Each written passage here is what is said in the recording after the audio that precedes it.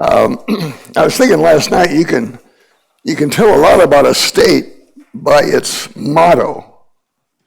And I grew up in Iowa, and the state motto when I was growing up was a place to grow. But I noticed lately that they've had a campaign to upgrade or modernize the motto. And one of the suggestions was where corn is king. That didn't go over real good. And so another one was where green is gold. But that didn't work either. So they came up with a new motto. And it's, I think, as I understand it, is freedom to flourish.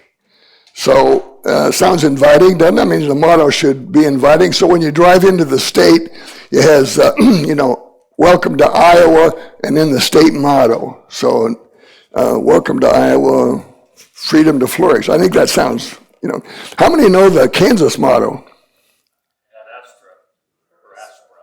Huh? Ad astra per aspera. Yeah. And which means... To the stars with difficulty.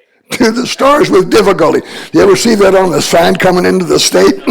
No, I didn't think so either. It's like, welcome to Kansas, to the stars with difficulty. You go, that sounds like it ought to be on Star Wars or something, rather than. So anyway, I heard that they were trying to change the motto here recently, and there was a group that put forward a new motto, and it was Kansas, where fast food is a jackrabbit.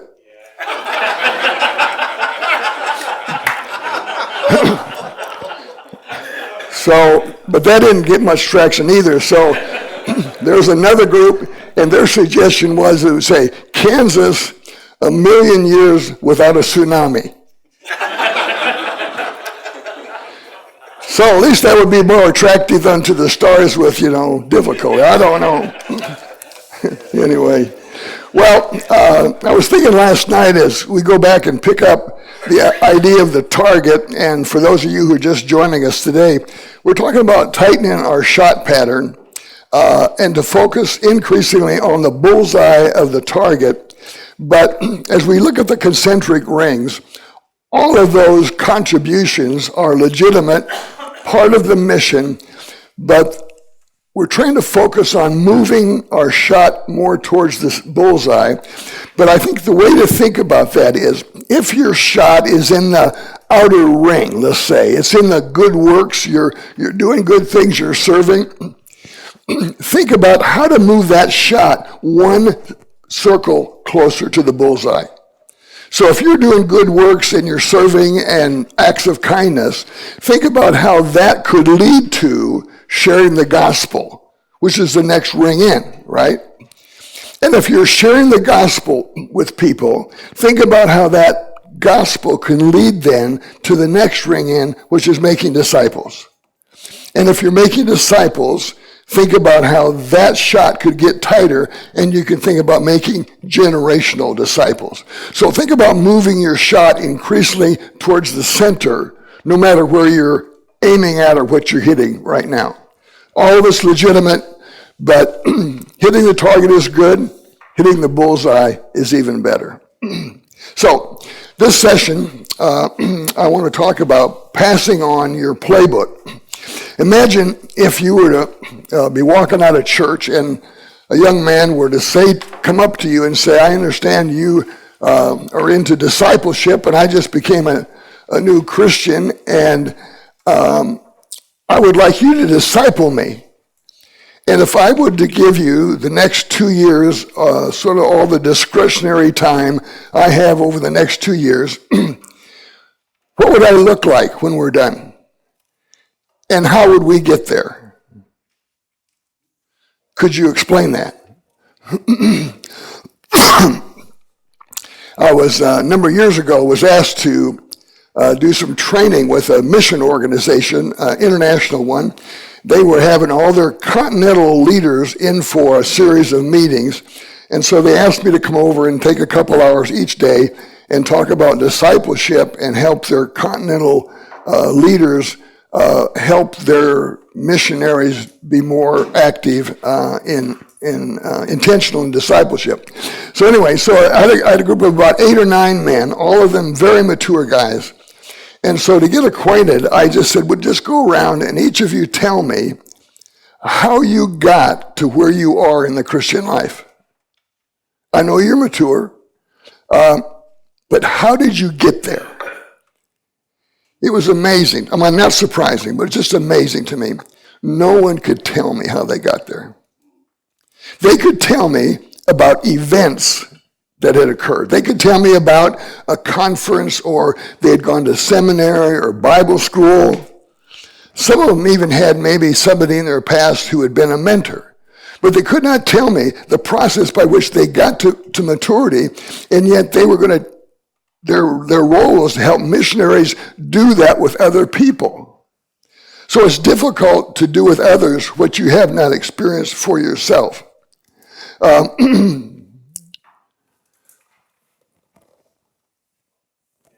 Most people, I think, hesitate to engage in disciple making because the pathway, the journey of how they got there is not clear.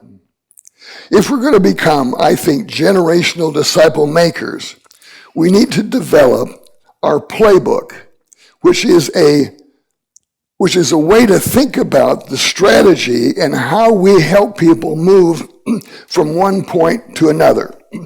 I started using the metaphor of a playbook. I have most always used the metaphor of a blueprint, but that's because I'm an engineer and I think in terms of blueprints, but not everybody does. And I have recently started mentoring a high school basketball coach. And when I invited him to come and join me in this journey, I thought I need to speak his language. So I thought about putting what I do in terms of the metaphor of a playbook. So I looked up what a playbook is, and it's a plan that captures the philosophy and the strategy roles of how to play the game. So I told Scott when we met for the first time and I heard his story, I said to Scott, I've got a playbook, and I'm willing to pass it on if you want to learn it. I'm not sure it's the best playbook. It's the best one I've got, and it's been working for quite a while, but I'm willing to pass it on if you want to learn it. And Scott said, okay, I'm in. So we began a journey of me passing on my playbook to Scott. As we talked about basketball and playbook, Scott said to me, my basketball playbook not only tells me what I do, he says it's like a fortress and helps me know what not to do. And I thought about that and I go, that's really a key part of knowing and having a playbook. It describes what you do and what you don't do. So a couple of years ago, I got a call from a friend that I had mentored for quite a few years, and Mike called me and he said, would you meet with a friend of mine who's struggling in his marriage? And I thought maybe you could help him, and would you meet with him? And I said, yeah, you know, Mike, I'm not a marriage counselor. You know that. He goes, I know that, but would you just meet with him once? I go, okay, I'll meet with him once. So I met with him, and his name is Paul. So I met Paul, and I said, Paul, tell me about your journey. And he told me about his spiritual journey, and then he told me about the difficulty he was in. He had shot himself in the foot with his marriage and made some stupid decisions, and so he was trying to figure out where to go. And I said, well, Paul, let me tell you this. I said, I'm not a marriage counselor. He said, well, I'm glad, because he said, I tried that once and I didn't like it. I said, well, I tell you what I am. I said, I am a heart transplant therapist. And he looked at me and goes, he said, I don't know. He said, I've been in sales all my life. I don't know what that is. And I said, well, it's someone who believes that when you come to faith, God puts into your life, replaces a heart of stone with a heart of flesh. And when that happens, we need to learn how to use and work with our new heart. And so I help people spiritually learn how to work with their new heart. And I go, that's what I do. I said, and if that's what you want, I said, I can help you. I'm not sure it'll help your marriage. I think it would. But the focus is on changing your heart. And we can do that. So it helped me figure out not only what I do, but then what I don't do. I recently ran across a playbook in a box. And my son-in-law brought over his his boys, my grandsons, who were in the scouting program. And he brought them over because they wanted to work in my shop on what they call a pine box derby. Any of you guys ever done the pine box derby? Oh my, yeah. Done it with as a kid, maybe done it with your kids or something. Yeah, I was not familiar with it.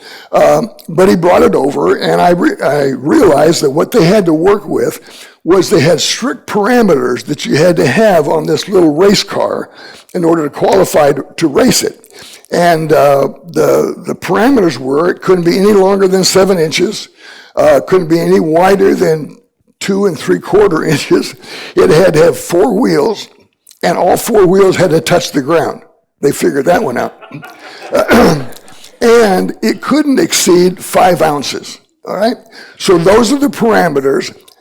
Outside of that, you can make it look whatever you want to do. So the beauty of it was, kids for years have been decorating and shaping and making these race cars. And if you look it up on the internet, you see pictures of these race cars. There's just an infinite variety of what they look like, but they all stick to those parameters.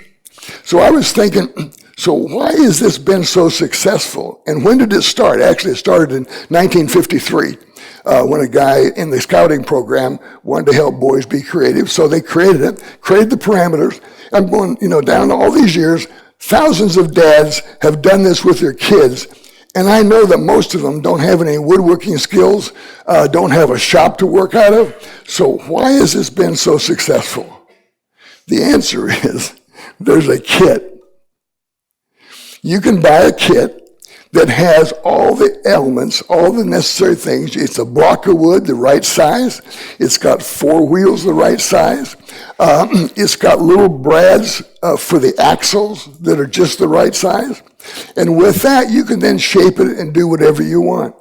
So thousands of dads have been successful in passing on this little experience of race cars, wooden race cars, because there was a kit to get them started.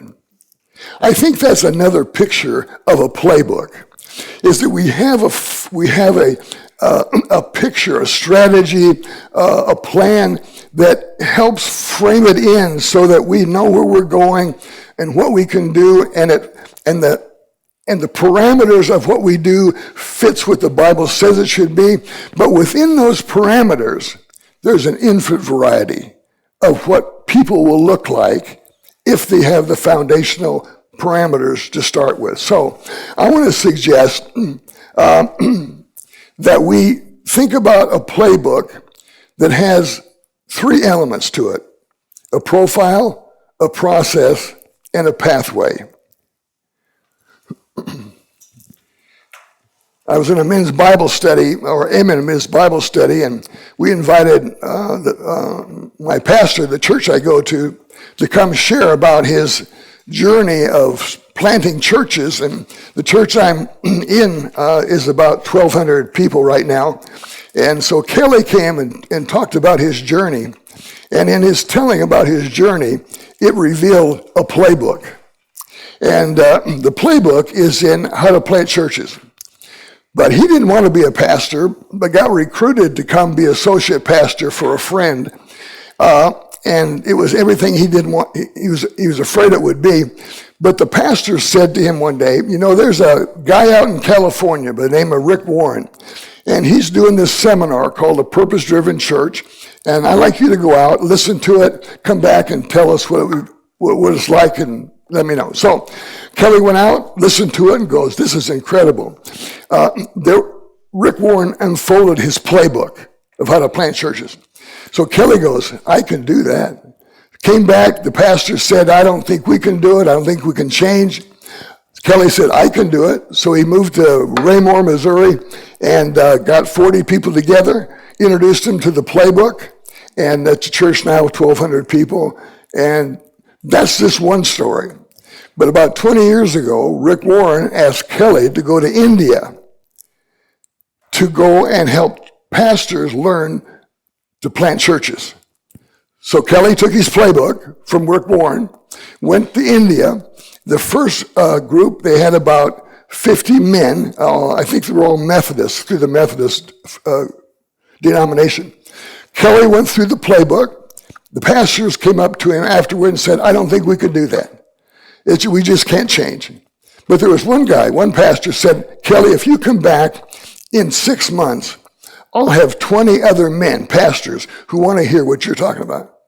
So Kelly went back 6 months later. They didn't have 20, they had 200. 200 men. Kelly laid out the playbook.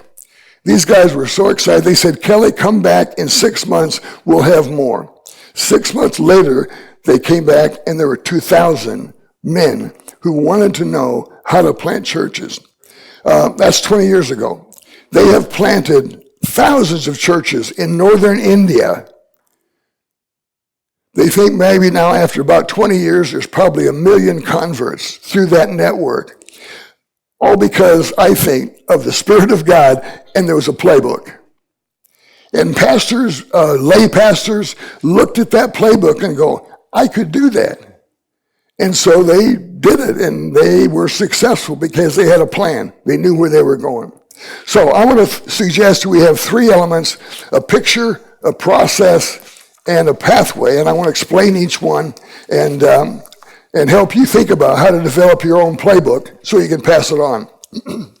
How many of you have ever tried to put together a jigsaw puzzle without the picture on the box? How did it go? Not too good. I was trying to illustrate this with a group of church leaders that I was consulting with, and so I brought to our meeting one of our kids' puzzles. It had about 15 pieces, pretty large pieces that made up the picture. But I didn't bring the picture on the box. I just brought the pieces, and I gave each guy in the room one of those pieces. And I said, take your piece and describe for me the picture on the box. Of course, nobody could do it. They could kind of guess what was from their little piece, you know. I said, okay, come around this table, and now everybody take your piece and put it together into a picture without the box. Well, they did it eventually. They got there. But putting together a picture or a puzzle without the picture often ends in frustration, wasted time. Most people, when they start, will eventually quit. So what is the picture on the box? When you think of discipleship, what is the picture in your mind, and how would you describe it? Dr. Robert Lewis, who is the founder of the ministry, used to be called Men's Fraternity. It's now called Better Man. It's a ministry to men. He has made the statement, you cannot build what you cannot describe. A few years ago, the Navigators commissioned the Barna Institute to do a study for them. They called it The State of Discipleship in America. So Barna did what they do and interviewed, and after a couple years, they put together a report and gave it to the Navigators. And I was interested primarily in the first sentence of the executive's summary that was at the beginning of the study. And this is how it began. The concept of discipleship is familiar, but a widely accepted definition is elusive. So we are trying to make something that we cannot describe. So what's your picture on the box? I had 3 young dads with me in a discipleship group, and they all had young kids, and one of the guys' dad was named Robert, and he had a 4-year-old by the name of Charlie, and he said to Charlie in the spring, he said, Charlie, this summer we're going to take a family vacation, and we're going to go to California, and along the way, we're going to stop by and see Grand Canyon and Hoover Dam. And he said to his 4-year-old Charlie, he said, do you know what a dam does? And his son said, well, yeah, Dad, a dam holds back water. And his dad said, "Oh, that's pretty good. That's right. But did you also know that a dam makes electricity?" And Charlie looked at him and said, "Well, praise God for beavers."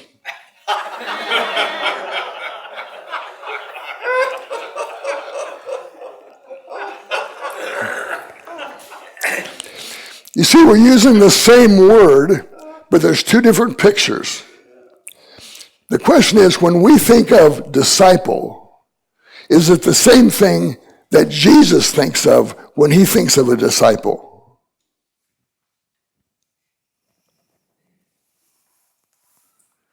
The most common picture I think I find in the church today about discipleship is the term whatever. Whatever I am is a disciple. Whatever I'm doing is discipleship.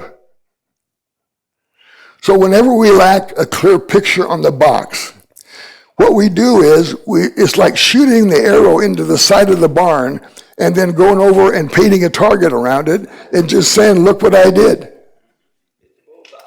Well, I hit the bullseye.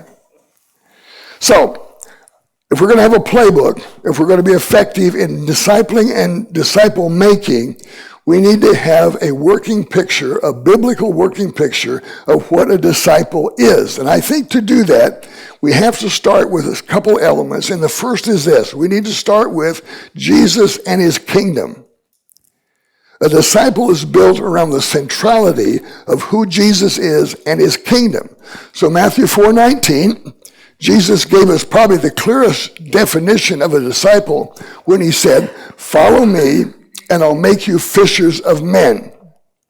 The follow me is the focus on his person, and the fishing for men is the focus on his kingdom. Luke 6:40, Jesus went on to tell his disciples that a disciple is not above his teacher, but everyone, when they're fully trained, will be just like their teacher. And then, of course, the Matthew 6:33, Richard mentioned, but seek ye first the kingdom of God, and all these things will be added unto you. If we're going to paint a picture of a biblical disciple, we have to start with Jesus and his kingdom at the center. I think the second part of our picture needs to reflect the concept that I call apprenticeship. The word disciple, if you do a word study and look at the Greek, you'll find that the Greek definition of a disciple is a learner or a student. In the Greek culture, there were teachers who had students like Plato, Socrates. So there were teachers and students. That wasn't a new concept. It had come down through the Greek culture. And so in the Greek culture, a disciple was one who learned what the master knew. He bought into his philosophy. The problem with that is that Jesus wasn't a Greek. He was a Hebrew. And in the first century that Jesus ministered and made disciples, Jesus was called a rabbi. His apprentices or his disciples were called talmids, which is a better translation of an apprentice. In the first century, disciples of a rabbi didn't simply want to know what the rabbi knew. They wanted to be like the rabbi in every way possible. They wanted to know what he knew. They wanted to know what he valued. They wanted to know what he did in all these circumstances. They wanted to be just like him. I think the word apprentice captures that idea, not only of knowing what the rabbi knew, but doing what the rabbi did. So a disciple of Jesus wanted to be with him. They wanted to be like him. They wanted to do what he did. They wanted to join his mission kingdom. It was a holistic way of living alongside the rabbi. And when Jesus recruited the 12 to follow him, eventually they followed him 24/7 to be just like him. Remember the story of when Jesus was walking on the water, and then Peter says to Jesus, Can I do that? And Jesus says, what? Yeah, come on out. Have you ever wondered why Peter did that? I mean, why did he want to do that? I think it could be because he took seriously he wanted to be just like the rabbi. And he thought, if Jesus can walk on water, then I should be able to walk on water. I want to be just like him. Jesus destroyed, I think, the whatever model of discipleship. And Luke gives us a story of 3 men who came to Jesus, I think, with a whatever view of discipleship. And Jesus took each one of them and painted the picture of what discipleship was like. And he demonstrated that it was costly, it was a priority, and it was never casual. And as far as we know, the men decided that wasn't for them. The cost was too high. So our picture on the box needs to include the centrality of Jesus and his kingdom and the idea of an apprentice who is engaged with being like Jesus in every way possible.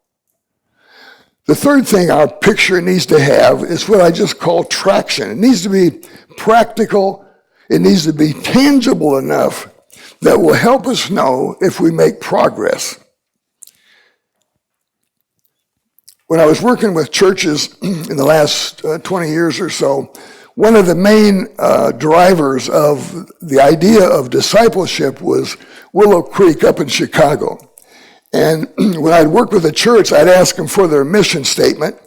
And if they had one that related to discipleship, they usually took it from Willow Creek's mission statement, which was to make fully devoted followers of Christ. That was their mission statement.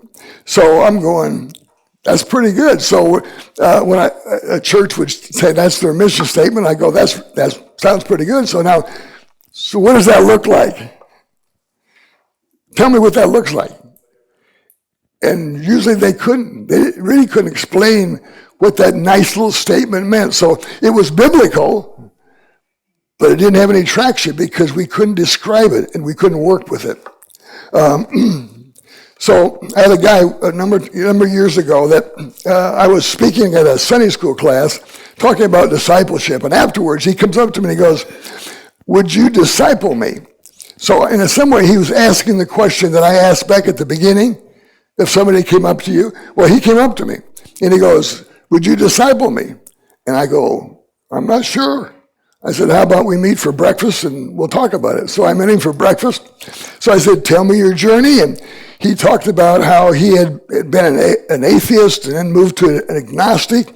And then through a series of events, he came to faith. And his question was, what's my next step? And you're talking about it. So I said, so what picture comes to your mind when you hear the word disciple? And he goes, I don't have a picture. But I think I need something. I think that's so I said, okay, let me give you my picture. And so I drew out the wheel illustration. And most of you are familiar with that wheel illustration. It's got, center, rim, 4 spokes. I drew that picture out, explained it, and I said, that to me is what a disciple looks like. A disciple is someone who has that wheel operating in their life. And if that's what you would like, I can help you because that's what I do. And at that point in my discipling career, that was my profile. That was my picture on the box. Now I've made it a little more complicated over the years, and I've shared my working picture on the box on your outline, and I've added to it just a little bit, trying to still keep it simple, but trying to also work with traction. So I simply say this. My working picture is the disciple is an apprentice of Jesus and his kingdom. That's my definition. My description is that this apprentice is in pursuit of knowing, reflecting, and sharing Christ. Each of those pursuits represent one of the purposes that God has for every believer. There's a relational purpose, there's a transformational purpose, and there is a missional purpose. So we're turning God's purposes into our pursuits. So those three become my GPS coordinate. And so I have locked on to those three purposes as my pursuits for the rest of my life. So this apprentice of Jesus and his kingdom is in pursuit of those three things by means of, and I say, critical spiritual concepts and practices, which for me is the wheel. So I've painted a picture of what this disciple will look like, and that picture then drives everything I do in my discipleship. And so that's the picture on the box. So whatever we're doing, I try to always bring it back to what it is that we're trying to become. That picture on the box. So if you don't have a picture on a profile that you've developed and thought about, I would suggest just start with a wheel. Just use that little illustration as your framework for thinking about discipleship. And you can use it to assess your own life. I think Jim Truex is doing a workshop this morning on how to use that wheel illustration to assess, and it's a very simple, practical, gives you traction. You can use it. All right. So we need a picture on the box. Then the second thing is we need a process. The process, if the profile is the destination, then the process describes the journey. I think the word discipleship is more of a verb than it is a noun. See, discipleship is not a position. When we come to faith, we are given the position of being children of God. In fact, John says in his first letter, it's an amazing thing that we are called children of God. And then he goes, but we're just not called children, we actually are. That's who we are. That's a position. Now, we may not act like a child of God, but that's who we are. That's our position. But discipleship is not a position, it's a daily choice of following. It's probably what theologians would use the term sanctification, describes the process of discipleship. Discipleship is simply a relational way to describe sanctification. It's a process. Up into the mid-1900s, if you were to travel from Europe to America or vice versa, you had to do it by an ocean liner. And they had quite a variety of ocean liners, but an ocean liner was designed to take you from point A to point B. And in that case, it took a number of weeks to get there. But about in the mid-1900s, the aerospace industry had expanded enough that now we had transports that could take people by air from Europe to America or back in a matter of hours. So who wants to take 3 weeks to do what you can do in a few hours? So the ocean liner business collapsed. But there were entrepreneurs in the business, and they're thinking, we got these big ships, and if people don't want to go from A to B, what can we do with them? Their idea was, let's turn them into cruise ships. And now cruise ships have gone off the chart. I mean, if you see some of the new cruise ships that they're building, absolutely monstrous. They are not designed to travel across the Atlantic. They are the destination. I would suggest that discipleship is not simply an experience. It's a journey. It's a journey from one degree of glory to another, one degree of intimacy to another. When we think of the discipleship journey then, we need to think about it in terms of stages of how we get there. The New Testament uses several metaphors to talk about this journey. One of them is to use an organic metaphor, which we talked about last night. So in an organic metaphor, there are distinguishable definable stages. You plant the seed, you get the plant, you get the leaves, eventually you get the fruit, and the life of a plant goes through stages. If we take a physical metaphor, which the New Testament does, it talks about becoming a child, then becoming an adult, then becoming a parent. And so there are stages that we go through. When I went to Iowa State University back in 1962, I met my first meeting was with a counselor. And he said, so why are you coming here to this university? And I said, because I want to become an aerospace engineer. And he said, good, we can help you. So then he pulls from his shelf this big catalog, puts it on the table in front of me. He says, just work through that catalog and pick out some courses you would like to take. And after 4 years, we'll give you a degree in engineering. You think he did that? No way. No, he sat me down and he said, you want to be an aerospace engineer? Okay, here's the plan. Here's the playbook. First year, you'll take these courses, and then if you do well in those, second year, you'll take these, and the third year, you'll take these, and if you make your way through that curriculum, we'll give you a degree in engineering. Somebody had painted a picture on the box of what this engineer should look like, and they had figured out how to get there, and it took stages. For some, it took 4 years. For others of us, it took longer, but we made it. So what are the stages that we think about in terms of getting towards this fully mature picture that the Apostle Paul talks about? Going back to Willow Creek Story up in Chicago, whose purpose was to make fully devoted followers of Christ. There was a point in which Hybels, the pastor, had the courage to ask the question, if that's our purpose, are we actually doing it? And they didn't know the answer. So he commissioned a group. They put together a survey to assess the spiritual development of people in churches. I think it cost them about $1 million. The survey was called Reveal, R-E-V-E-A-L, and they rolled it out with hundreds of churches. They gathered the data, and what they discovered was surprising to Hybels and his staff. One of the things they discovered was that people move towards maturity through stages. And those stages are definable.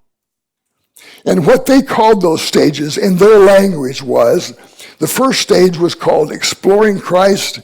The second one was growing in Christ. The next stage was close to Christ. And the fourth was Christ-centered.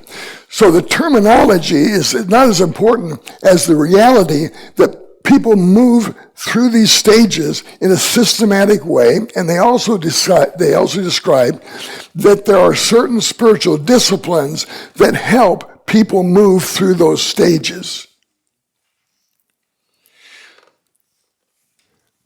A pastor and author by the name of Bill Hull, a number of years ago, wrote a book called Jesus Christ Disciple Maker. And in that book, he assessed the ministry of Jesus with the 12 disciples. And what he identified was that Jesus also moved through stages as he developed the disciples into maturity.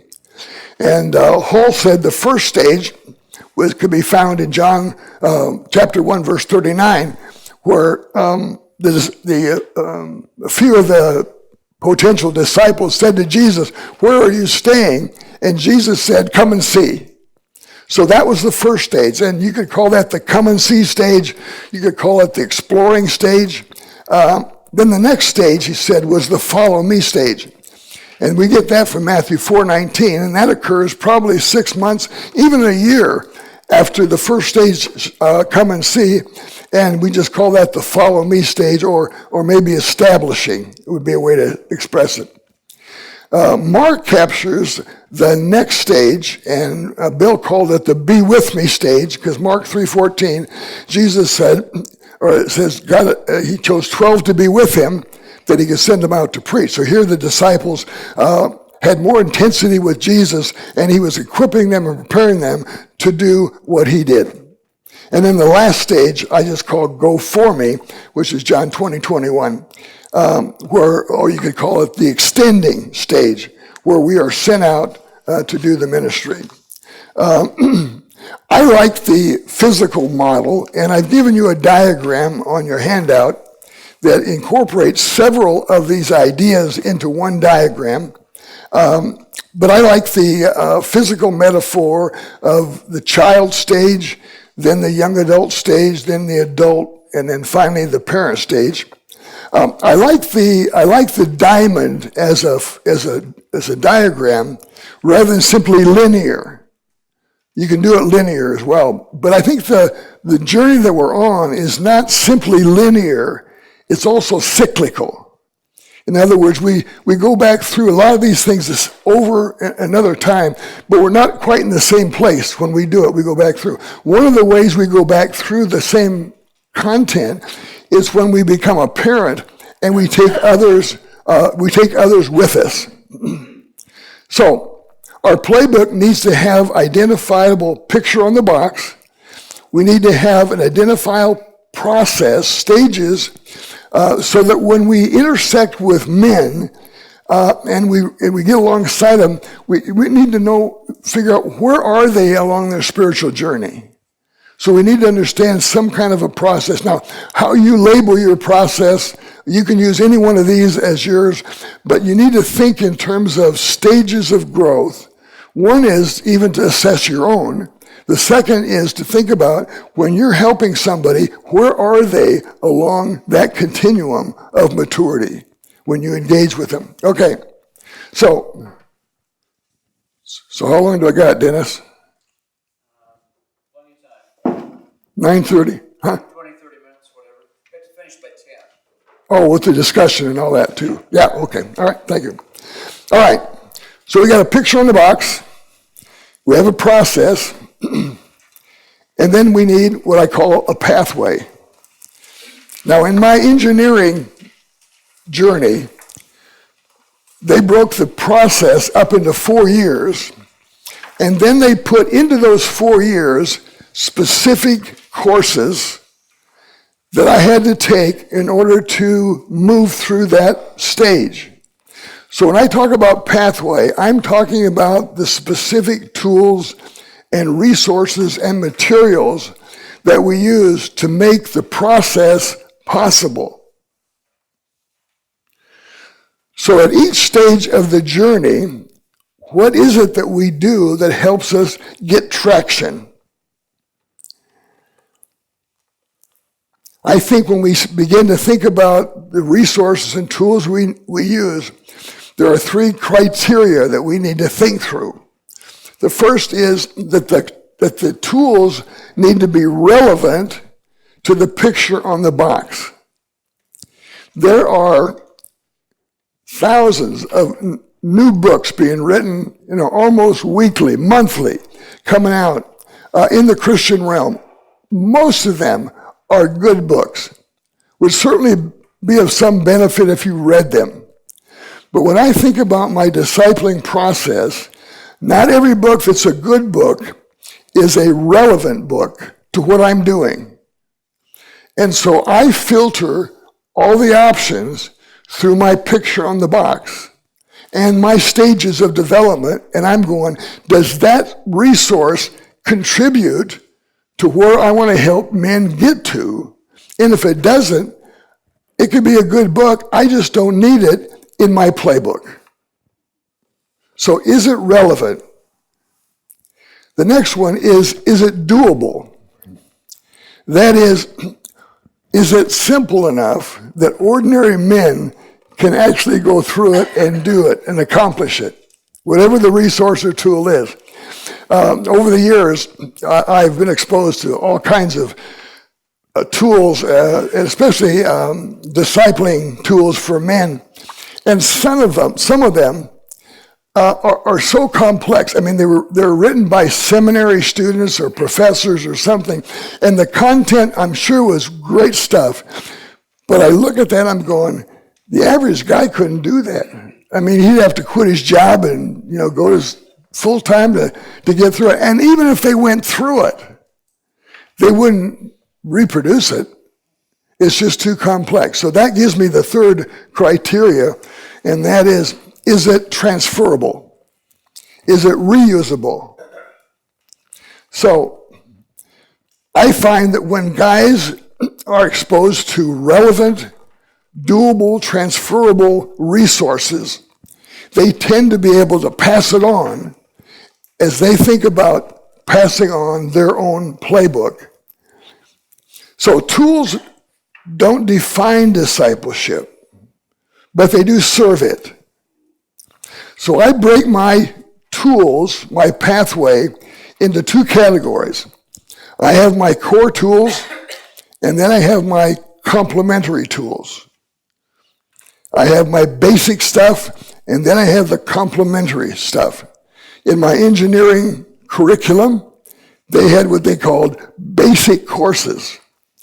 It was physics, it was chemistry, it was mathematics, and those were basic courses. They did allow, once in a while, there was room in the schedule where I could take what they called an elective.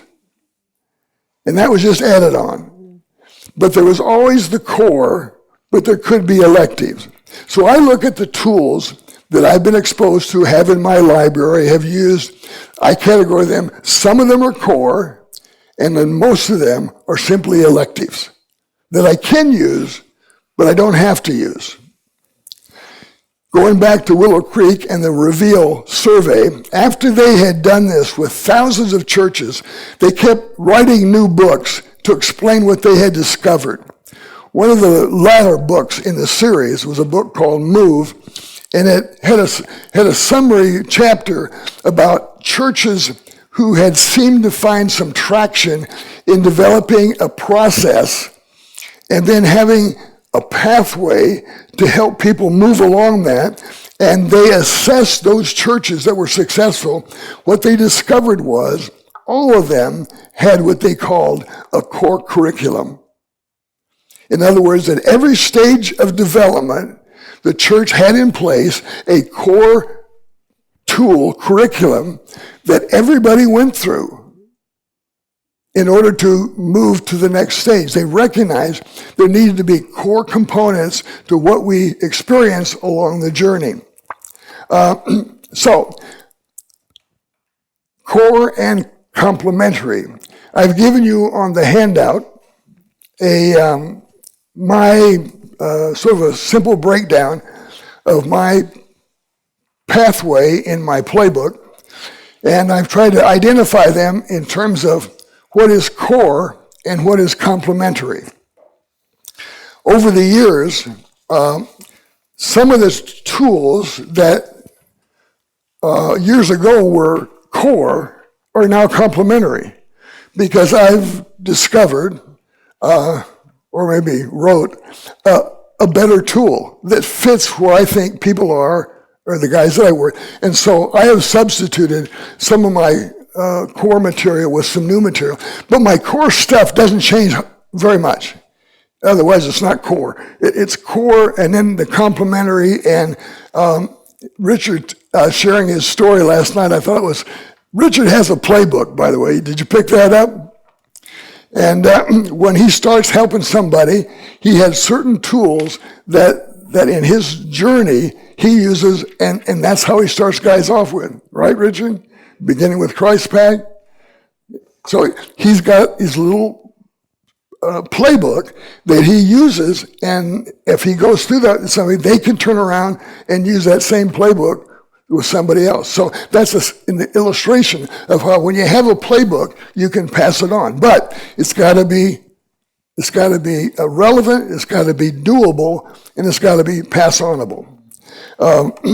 So if you don't have a playbook yet, and some of the core tools to help you take guys through a process, I'd encourage you to talk to David and Richard and the guys who've been around a while, and ask them what their toolbox looks like and what they use. One of the newer tools that's out there that I am pretty high on right now is we developed a tool called HighQuest, which we've used for about 20 years, and that's my core discipling tool. And so we put some of the spiritual disciplines into this series, and we call it High Quest, and we've used it. It's been used around the country and overseas. But one of the men that I mentor in my discipleship coaching tree was a pastor, and he helped out in Oregon. And when we were doing developing the High Quest material, he began to use it in his church with men, and so he became a good a practitioner of using High Quest. Well, he left the church, started his own men's organization, and in doing that, he ran across a concept called covenant groups. And it's basically the idea of bringing men into a covenant relationship with each other to do something. It didn't say what they did. So John took the idea of the covenant group and he married it with High Quest. So he uses the idea of forming a covenant group and then using the High Quest material as the pathway for the men to relate around in their journey towards maturity. So his website is called covenantgroups.org, and he has rebranded the High Quest and put it into this new format. And he's now connected that with Better Man. I mentioned a while back, Chris Harper is now the CEO of Better Man, and they have a vision of helping men become godly men. And now John is connected with Better Man, and he has offered, once guys understand what it is to be a godly man, then what does it look like to be a mature man? And so they've married together the Better Man and the covenant groups into a partnership, which is just kind of unfolding. But there's some good resource and helpful material. If you go to covenantgroups.org, you can see how they've been put together this curriculum that may be an option for you to think about as you develop your own playbook.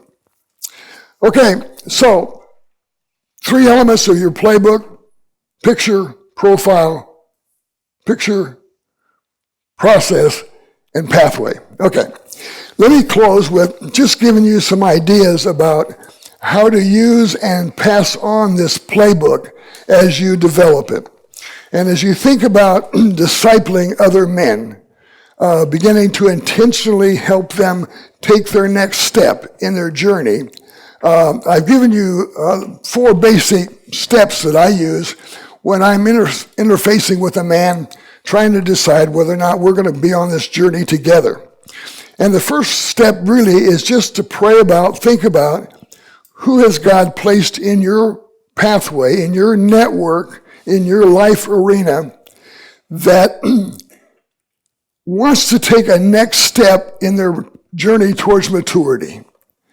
So who's God placed on your heart? It could start with evangelism, or it could start with a young believer, or it could start with an older believer who is simply stuck or stalled, but they're ready to take the next step. And you sense that by the Spirit of God. You pray about it. And when I find that, then I make an appointment with that person, and we have coffee, breakfast. It's kind of a little bit of an interview. And in that little interview, I'm looking for where are they along their spiritual journey. And so usually I just ask them the question, describe your spiritual journey. They tell me where they are. I can assess pretty closely where they are along the pathway. And then I ask them the question, where do you want to be? If you're comfortable where you are, then I can't help you. But if you want to take a next step, what could that look like? And if they don't know for sure, then I suggest what that could be, and I simply roll out my picture on the box. I just describe what a disciple is. And I describe it, and I say, is that something that you would be interested in moving towards? And if they say, yes, it is, I say, well, would you like help? And if they say, yes, I would, then I go, would you like my help? And if they say yes on that one, then I'm going, okay, we're in. But I want to know, do they want to go in the direction where they where I can help them, and they want to use my playbook. And so I told Scott, the basketball coach, a year ago, that I had a playbook, and I could help him move to his next step in maturity, help him learn how to mentor guys. And I said, but here's what it'll cost you.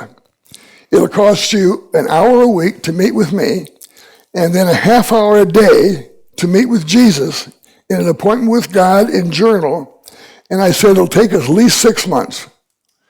So he said, I'm in. So now we're a year later, and Scott now has 2 men that he is now investing in. And so we continue to roll out the playbook as he learns how to mentor the men in his network. So let me summarize with this. Without a picture, discipleship drifts towards the whatever. Without a process, we treat people like socks, where one size fits all. Without a pathway, discipleship stalls and people simply run in place. So here's a little review from last night. Tighten your shot groups is to clarify the target, aim at the bullseye, and refuse to drift. And for this session, I would suggest passing on your playbook, build it, use it, and then pass it on. Let's have a word of prayer, and then we'll have some time for our discussion groups around the tables. Father, we just counted a privilege to be, that you would allow us to follow you. You've invited us to come on a journey of discovery, a journey of transformation, a journey of intimacy with you, a journey of purpose and meaning as we help contribute to the expansion of the kingdom of God. Thank you for all these men who are here today because they have a desire to contribute to the mission of making disciples. So use what we've talked about, help us to make practical application and be able to move a little bit one step forward in our skill and ability to become generational disciple makers. We pray in Christ's name, amen. All right, on your handout, there are some questions like last night. Let's stick as a table and pick one of those questions to talk about. Yes, sir. Can I ask a question real quick before we do that? Back when you were talking about apprenticeship, you were characterizing what Jesus said about discipleship. I really was costly. What were you guys doing? Say again. Back in the apprenticeship, you described 3 things that Jesus said would characterize discipleship. One was costly. Oh, What was the second? priority, Costly, priority, but never casual. never casual. Yeah, never casual, basically. So just an encouragement on how to recruit a man to disciple. Billy Graham took a survey years ago. It's a little aged now, but the question was, do you feel like you would benefit from a closer relationship with God? He just put that out on the table. 80% of the people in the survey responded yes. Yeah. 80%. 80% said I would. That's a great question. It identified people want to take the next step. They just don't know where to go. And they've been sitting in the system for so long, and it's not helping them move to the next step. So if you can say to them, I can help you take your next step, there's a lot of men who would say, just help me do that. We struggle to ask the right question. Yeah, So God help us. to do that. Great point. Yeah. No, that's a great point. There are young men, older men who are simply stalled, and some have given up that it's never going to be any different. But they want to make that there's something that says there's more to this Christian journey than I've experienced, but I don't know what it is. So if we could just help them take that next step, it'll change their life. So, all right, your table has some questions. Let's pick one. Somebody be brave enough to pick a question, and then we'll discuss it.